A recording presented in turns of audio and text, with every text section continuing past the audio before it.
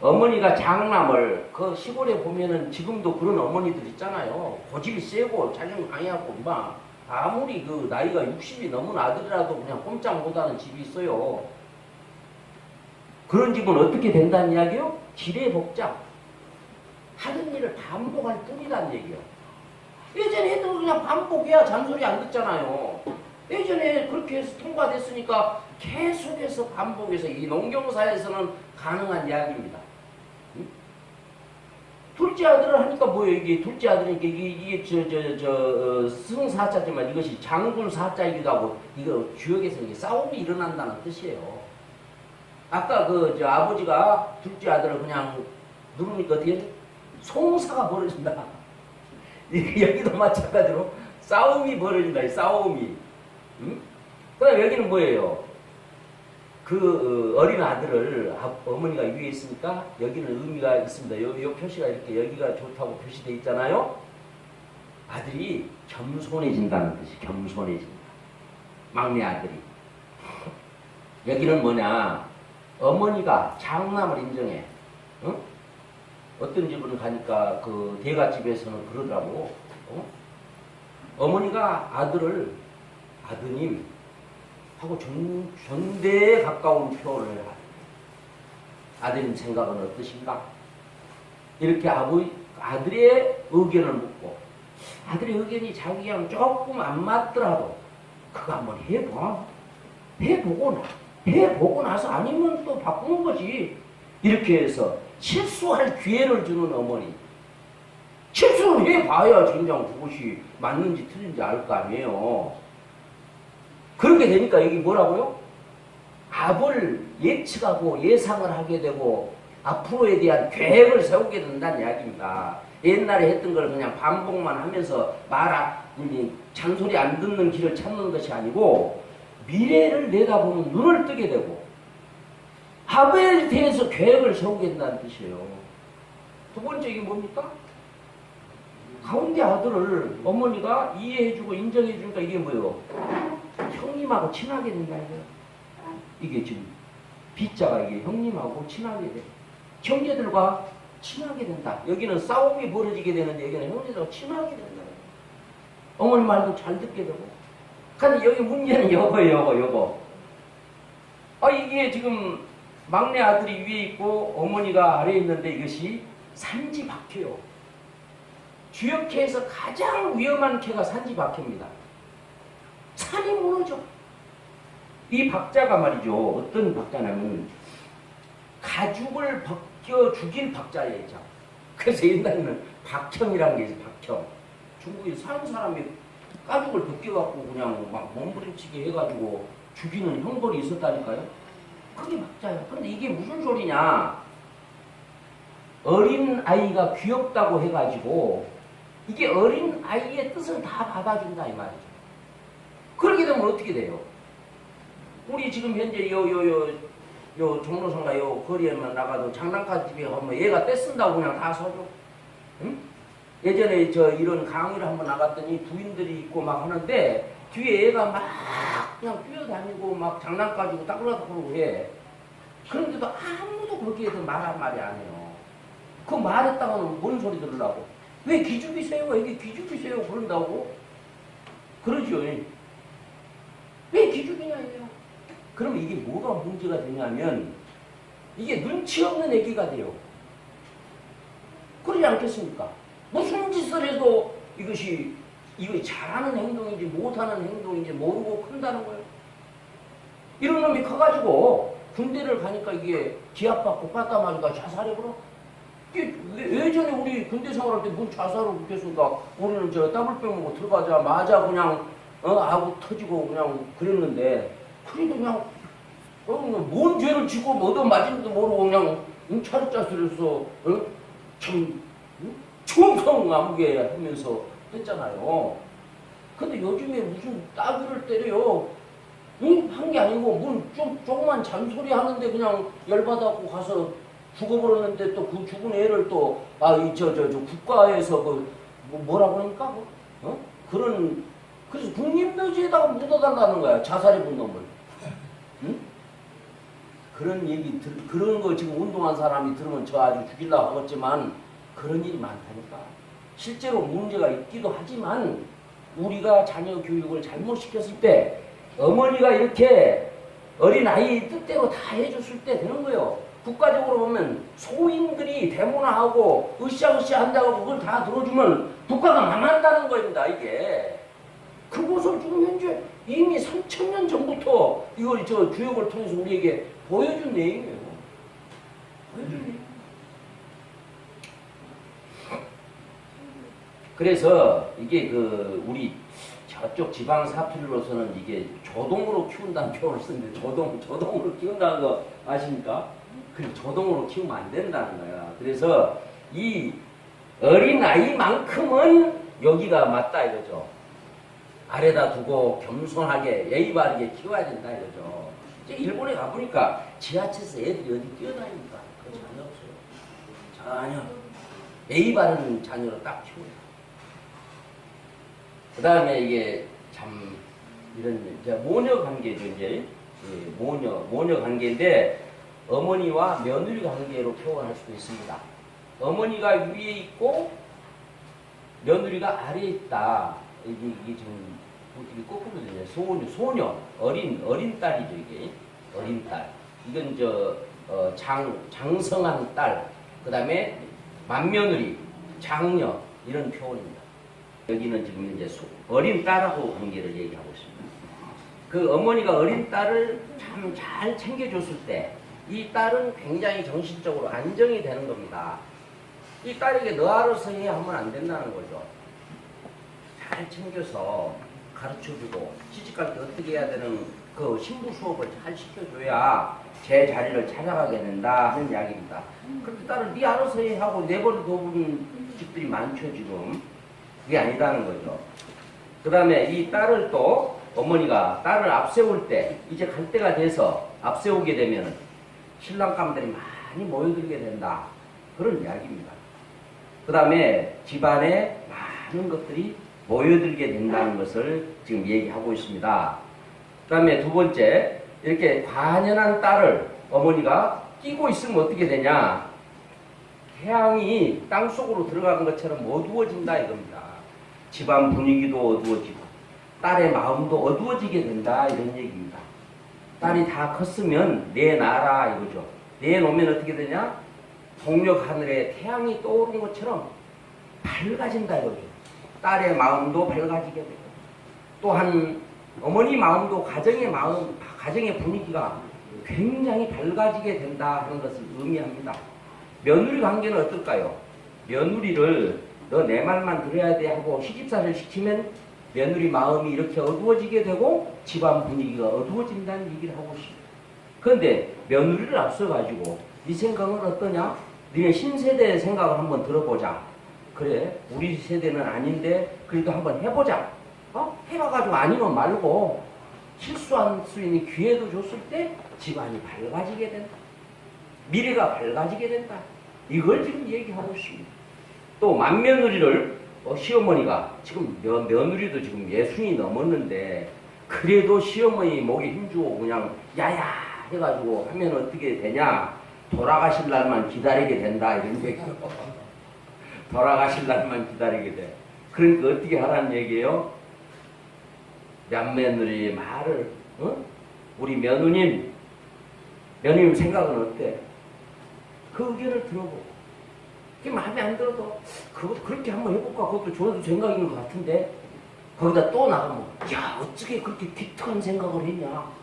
이렇게 칭찬을 해주면 어떻게 되냐? 보인단 말이야. 보여. 우리 집안이 어떻게 하면 집안이 잘 될 것인가? 우리 집안이 그냥 잘 살아날 것인가 하는 것이 보이기 시작한다 이런 이야기입니다. 그렇잖아요. 옛날 사고방식만 갖고 통솔하는데 뭐가 보이겠어요? 아무것도 안 보이는 거예요.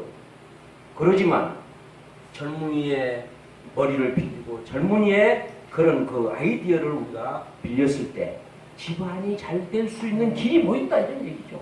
그런 것을 지금 현재 이것을 보여주고 있는 겁니다. 그러면 이렇게 멀리 바라보고 집안의 장래를 위해서 우리가 일을 세우게 된다. 그렇죠? 그 다음에 장유유서 여기 형제관계를 한번 보자고요. 형제관계인데 사실은 우리 사회에서 우리 남자들끼리 일을 하는데 어떻게 해야 될 것이냐 하는 것을 지금 여기 보여주고 있습니다. 우리 사회에서. 그런데 지금 현재 여기 보면은 자, 장남이 위에 있고 중남이 아래에 있어요. 여기는 중남이 위에 있고 장남이 아래에 있어요. 그러면 장남이 누구냐? 가정에서는 맏아들이지만 사회에서는 나이가 많은 사람일 수도 있지만 사실은 그 분야의 전문가를 이야기하고 있습니다. 그 분야의 경험이 많은 사람. 나이가 어려도 그 지금 하는 일에 대해서 전문성을 가지고 있는 그 사람이 위다 이게. 그 사람을 중심 삼고 일을 하면 어떻게 되느냐? 모든 문제가 해결된다는 거예요. 해결돼. 내수해. 모든 게 해결돼. 막히지 않고. 그런데 이게 좀 젊다고 그래가지고 또는 공부 좀 더 했다고 그래가지고 이 경험자를 밑으로 깔고 뭉갰을 때 어떤 문제가 생기냐? 술의 둔쾌라는 술의 둔쾌. 얼마나 막히냐 하면은 앞에 가는 길이 얼음이 깔린다는 거죠. 얼음이. 둔쾌해요. 이게 주형 64쾌 중에 가장 안 좋은 쾌, 네 개의 안 좋은 쾌 중에 하나가 들어가는 겁니다. 이게. 그래서 이 사회가 경험자를 앞세우고 뭔가 실력자를 앞세워야 된다는 의미를 가지고 있고 또 연령적으로 보면은 뭔가 나이가 더 먹고 경험이 조금 더 있는 사람들을 중심으로 일해야 된다. 여기 보면은 뭐냐면 또 이 장남을 소남, 어린 사람이죠. 장남이 어린 사람을 위에 있을 때 그것을 어떤 것을 이루게 된다 이거죠. 그런데 소남이 위에 있고 장남이 아래에 있으면은 산내이키라고 그래서 입안에 먹을 것이 하나도 없다는 거예요. 실적을 거둘 수가 없다는 거예요. 일만 많이 했지 거둘 것이 하나도 먹을 것이 하나도 없다니까요. 그렇게 돼버린다. 그다음에 여기 보면은 중남이 위에 있어요. 이제 장남은 어디로 가고 없고 중남이 위에 있고 소남이 아래에 있어요. 그러니까 지금 현재 가장 경험 있고 노련한 형님이 지금 없어. 그렇게 되면 여기 뭐냐면 수산 건태가 돼요. 수산 건태가 어떤 의미냐면 태클을 당한다 이거죠. 일을 가는데 뭔가 걸림이 생겨버리고 막힘이 생겨버리고 누가 지적을 해도 감당할 길이 없어. 해결해줄 장남이 없으니까. 또 여기 보면은 말이죠. 소남이 있고 중남이 아래에 있어요. 그러면은 여기 이게 산수몽캐. 안개가 끼어가지고 앞이 안 보인다는 거예요. 그러니까 이것은 뭐냐면 스승을 찾아가라. 장남을 찾아가라는 얘기예요. 장남을 찾아가서 한 수 배워갖고 와서 일을 해라. 너희들끼리만 하지 말고. 그런 뜻입니다, 이게. 그래서 이 주역이 보여주는 요 내용은 사회에서 그래도 경험이 많고 나이가 더 먹었고 뭔가 더 아는 이런 사람들을 앞세워 가지고 어떤 일을 해야만 막힘이 없이 일을 잘 풀어져 나갈 것이다.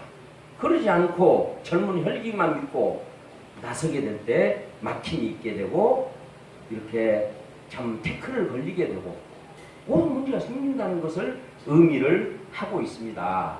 그다음에 여기는 이제 그 장유유서인데 자매관계, 아까는 이제 형제관계인데 자매관계인데 이게 지금 현재 중녀와 소녀가 있어요. 중녀가 소녀를 데리고 지금 일을 하면 어떤 문제가 생기냐? 이게 규자입니다. 규자. 신우이 옳게 간에 눈을 흘길 규자예요. 그러니까 이 어린 소녀가 저도 모르면서 하면서 참 인정을 안 하는 거죠. 쉽게 해서. 그래서 파워게임을 하는 거예요. 어린 여성하고.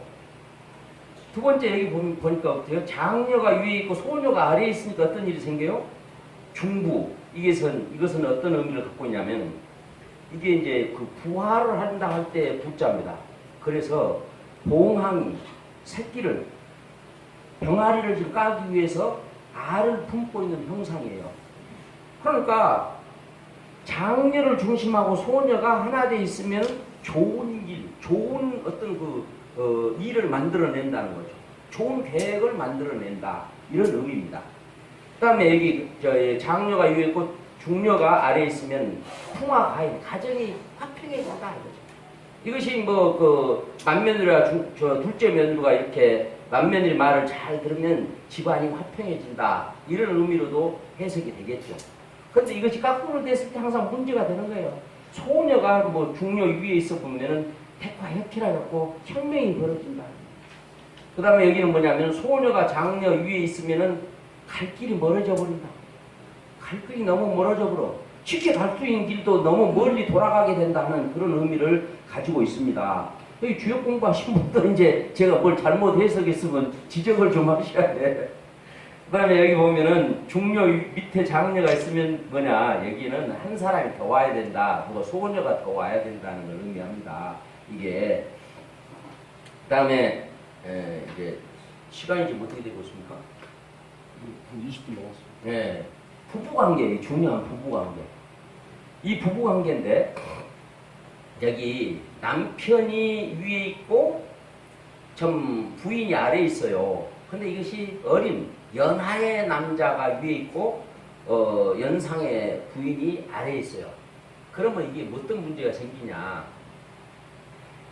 지금 이게 잠자인데 요게 지금 여기 접시잖아요. 그릇 위에 이 벌레들이 지금 접시 위에 놓인 음식물이 상해가지고 부패된 정도로 문제가 있다는 거예요. 이게.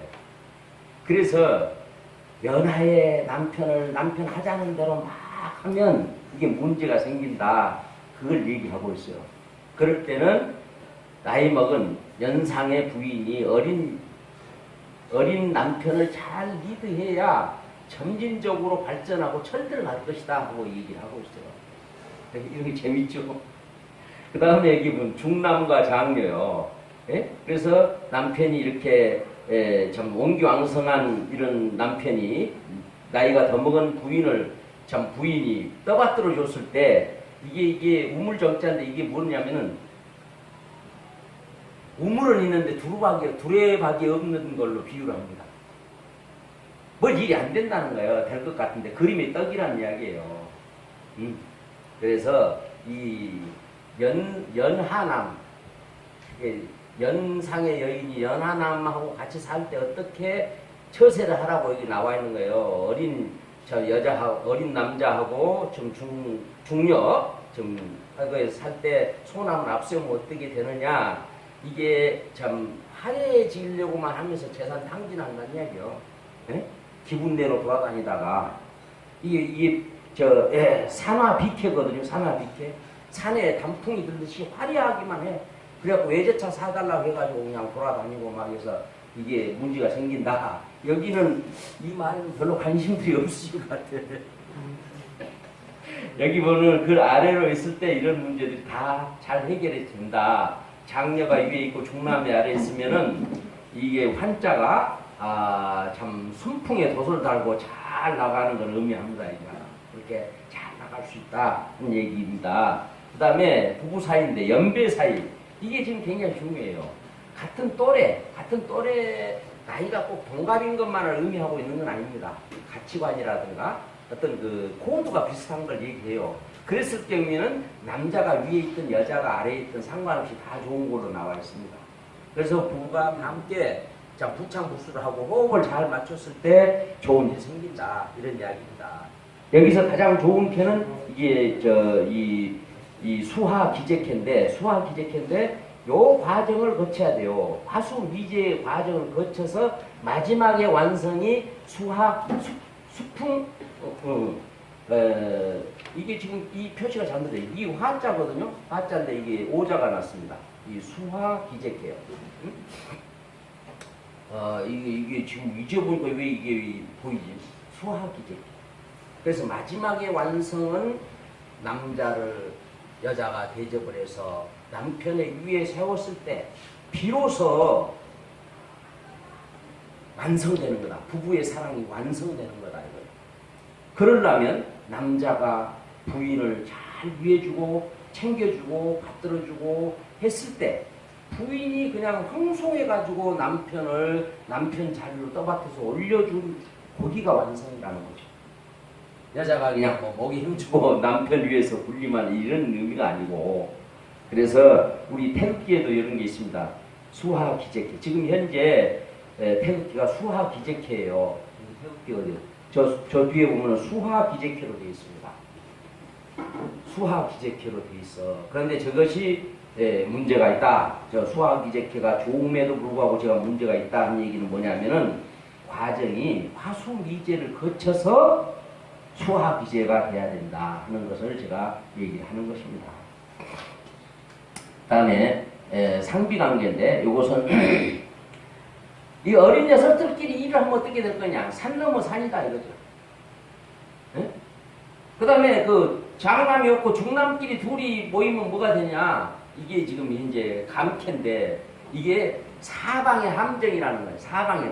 아 이제 뭐 일이 좀 익혔고 해가지고 알만하다고 해가지고 그냥 막 내달리는데 사방에 함정이 이렇게 기다리고 있다 이런 얘기죠. 그 다음에 장남끼리만 해보면 어떻게 돼요? 장남끼리만 이게 뭐냐면은 중뇌진쾌예요. 파워게임을 해요. 서로 그냥 대장되려고. 그러니까 장남들끼리 둘이 있으면 안 돼요. 장남 밑에는 중남, 소남이 함께 팀을 이루어야 되는 것이지 그렇게 가면 안 된다는 얘기를 지금 하고 있어요. 여자들도 마찬가지예요. 젊은 어린 여자들이 하면은 그냥 뭐 수다 떨고 이렇게 즐거워하는 건 좋지만 일을 하는 데는 되지 않는 겁니다. 그다음에 여기 중력끼리만 있으면 어때요? 중력끼리만 있으니까 결국은 헤어지게 된다 이런 얘기죠. 왜 저 신랑 찾아서 가야죠. 중력끼리만 모이는 게 아니라. 그 다음에 장력끼리만 있으니까 어떤 얘기예요? 이게 참 바람이 작은 틈새도 잘 들어가듯이 지혜를 모으게 된다. 이런 의미로 이야기됐습니다. 여기까지가 우리 이제 참 가족 관계를 중심으로 한 처세를 어떻게 할 것이냐 하는 것에 대한 지혜를 보여주고 있다. 그런 이야기입니다. 지금 몇 분 남았습니다? 10분. 오케이. 그러면 여기에서 주역에 없는 메시지가 뭐냐 이런 이야기죠. 음향보다 더 중요한 보이지 않는 것이 있어요. 그것이 뭐냐면 우리의 마음입니다. 심정. 주역에는 요 심정에 대한 구체적인 표현이 없어요. 마음이 없어요. 심정이라는 것이 뭐요? 심정이라는 것은 영어에는 없습니다. 심정이 뭐 어떤 말이 영어에도 없어요. 예? 사실은 중국어에도 제대로 표현이 안 되지. 일본어에는 더더구나 없고. 심정이라는 말은 내가 사랑하지 않고는 되길 수 없는 마음의 충동이에요.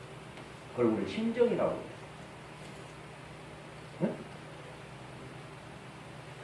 그 심정에 대한 내용이 없어요. 이 말은 무슨 뜻이냐면 내가 사랑하기 때문에 세상을 만들어야 되고 세상을 이렇게 끌고 가야 될 그런 소리입니다.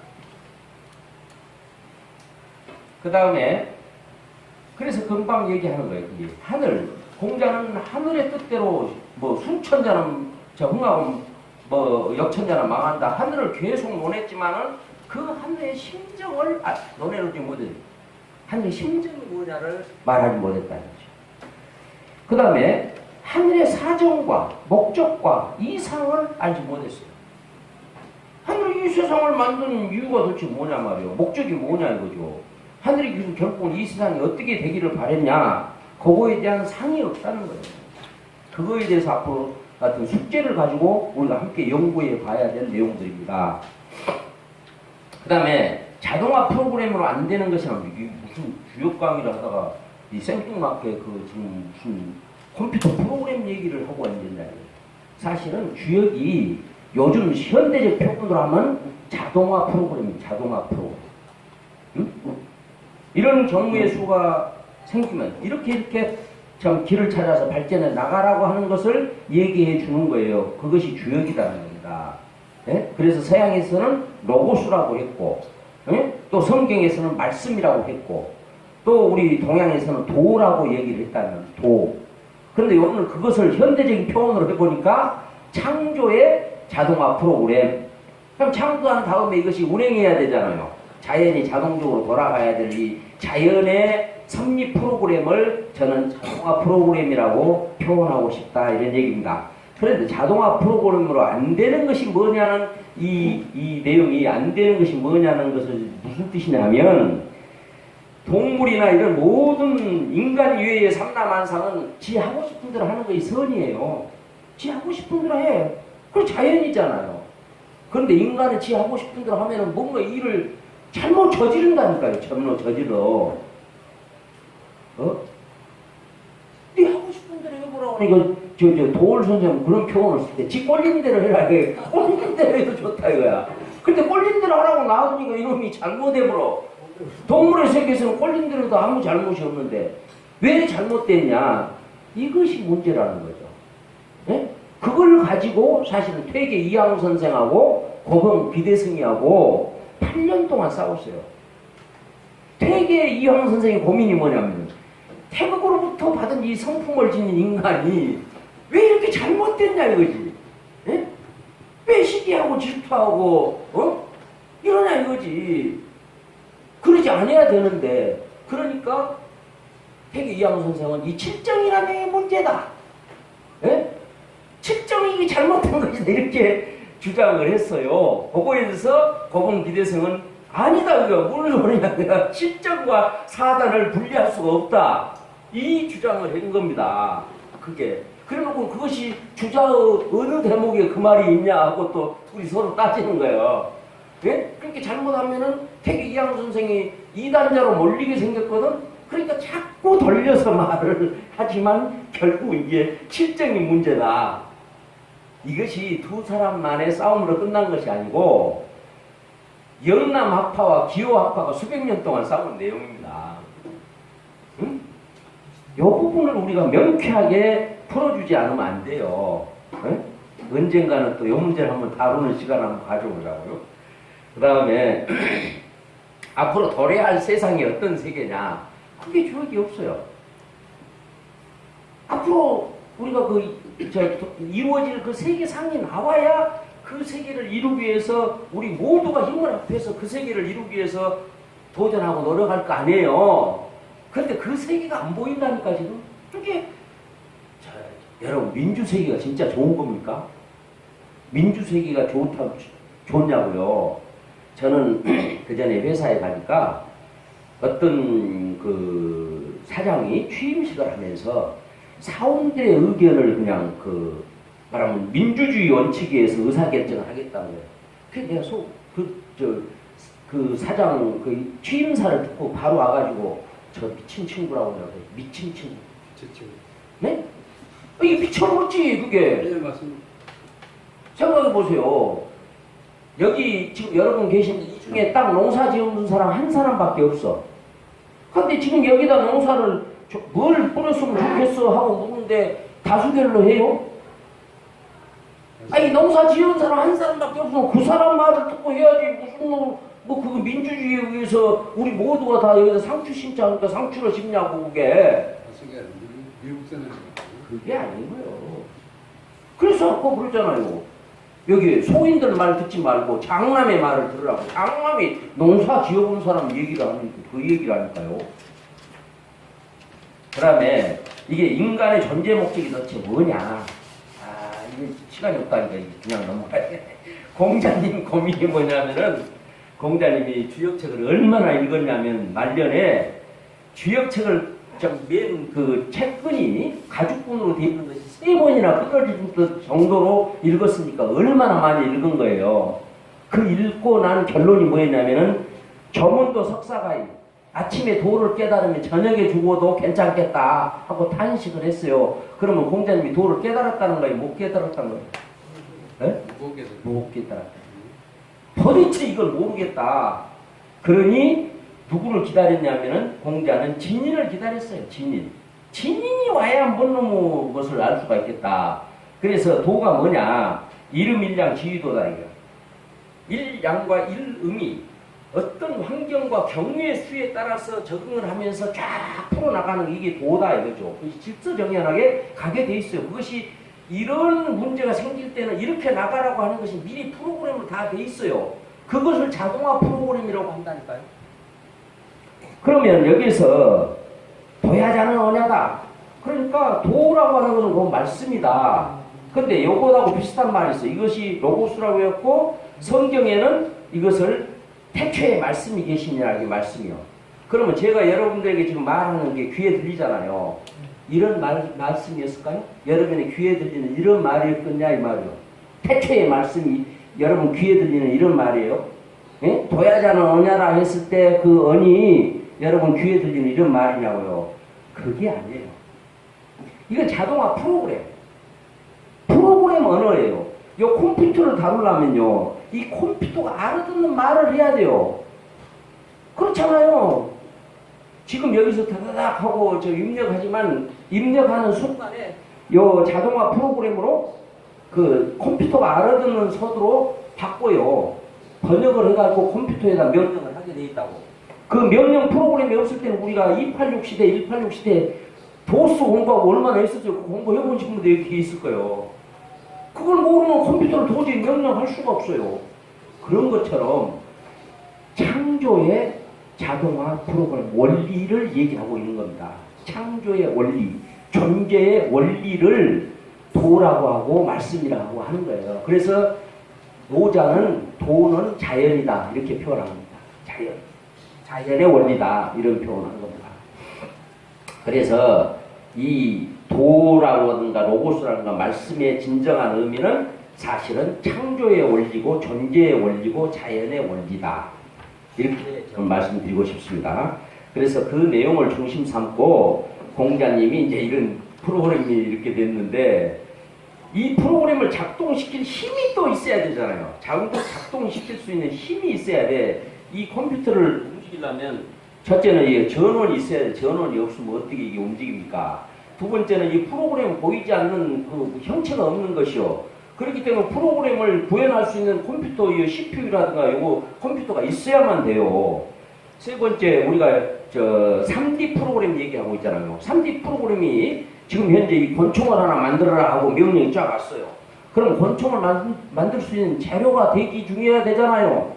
그래야 이게 해갖고 권총 하나 만들어내지. 그게 도대체 어디로부터 왔냔 말이에요. 에? 그런 얘기를 지금 하고 있는 거야. 저 로직을 구현한 진료, 재료가 있어야 된다 이거죠. 그 힘이 있어야 되고, 이런 걸 우리가 간과하고 살고 있는 그 다음 이것이 왜 구현돼야 되냐. 그 이유가 도대체 뭐냐 말이에요. 그 이유가 있어야 돼요. 여러분들이 이제 사업들을 다 해보셨는데, 사업할 때는 반드시 목적이 있잖아요. 이렇게 해서 돈을 벌겠다고 하는 목적이 있어야 되는 거지. 그냥 뭐, 자갈놈 팔아다가 뭐, 봉사하는 거예요. 이유가 있어야 되는 거예요. 그 다음에, 마지막에 아까 했던 얘기하고 똑같은 거. 이런 자동화 프로그램을 만든 목적이 있을 거다, 이거죠. 그 목적을 우리가 한번 찾아보자, 이거죠. 언제 기회 있으면 한번 찾아보려고 우리 다 같이 한번 연구를 해보자고요. 그 다음에 자동화 프로그램을 안 되게 돼 있는 것도 이야기를 했고, 도가 이루어지는 세계상이 무엇이냐 하는 것에 대해서 궁금했는데, 그것에 해답을 해줄 사람이 진인이다. 그래서 공자님은 진인을 기다리는 겁니다. 진인이 다른 말로 표현하면 성인이에요. 성인.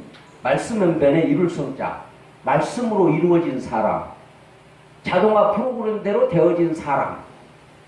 그 사람을 기독교에서는 메시아라고 하는 거예요. 또 뭐 구세주라고도 하고.